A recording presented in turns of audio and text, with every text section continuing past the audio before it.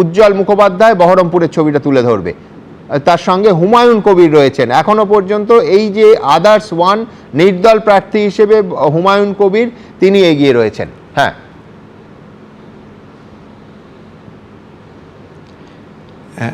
সুমন, সেটা হচ্ছে যে তুমি বলতে বলতে হুমায়ুন কবির যে দুটো আসনে লড়ছিল, দুটো আসনেই কিন্তু এই মুহূর্তে হুমায়ুন কবির এগিয়ে। এবং মুর্শিদাবাদ জেলার এই মুহূর্তে যেটা খবর সেটা হচ্ছে অধীর চৌধুরী প্রথম রাউন্ডের পর বেশ কিছুটা পিছিয়ে গেছেন। এছাড়া বেশ কয়েকটা আসনে বিজেপি কিন্তু এগিয়ে রয়েছেন। সিপিএমের দুটো আসনে এখনও পর্যন্ত তারা এগিয়ে রয়েছেন। এই মুহূর্তে হুমায়ুন কবির আমার সঙ্গে রয়েছেন। যে দুটো আসনে আপনি লড়াই করছিলেন দুটোতেই আপনি এগিয়ে, কি বলবেন?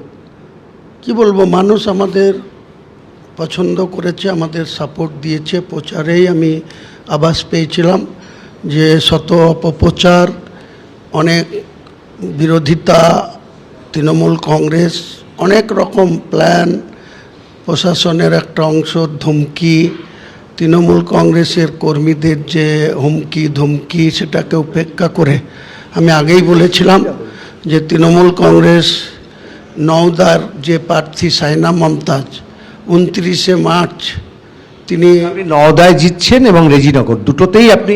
আমি 3 রাউন্ড শেষে 4 রাউন্ড রানিং, রেজিনগরে 7000 ভোটে এগিয়ে আছি এবং 5200 ভোটে নওদাতে এগিয়ে আছি। আপনি এগিয়ে রয়েছেন। আপনার দলের যারা প্রার্থী, আপনি দাবি করেছিলেন 70টা 80টা বা পরবর্তী ক্ষেত্রে 30টা, তারা কিন্তু এখনো পর্যন্ত কোথাও সেই অর্থে খাতাই খুলতে পারে, খাতা খুলতে পারেনি, এখনো লড়াই আছে। দেখুন অপেক্ষাকৃত কি হয়।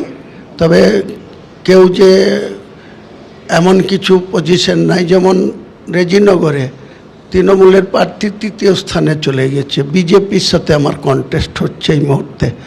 তেমনি নওদাতেও আমরা জিতব নিশ্চয়ই।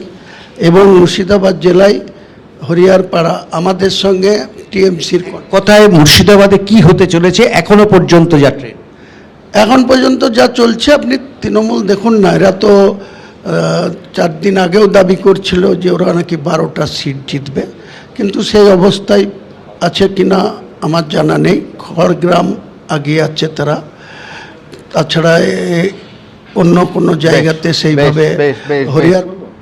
একেবারে অনেক ধন্যবাদ উজ্জ্বল। আমি দ্রুত একেবারে স্পষ্ট একটা ট্রেন্ড দেখতে পাচ্ছি, সেটা হচ্ছে কলকাতা এবং শহরতলি, যেখানে বহু কেন্দ্রে রীতিমতো যত সময় এগোচ্ছে পদ্ম ফুটছে, অর্থাৎ বিজেপি প্রার্থীরা এগিয়ে যাচ্ছেন। এবিপি আনন্দ, এগিয়ে থাকে, এগিয়ে রাখে।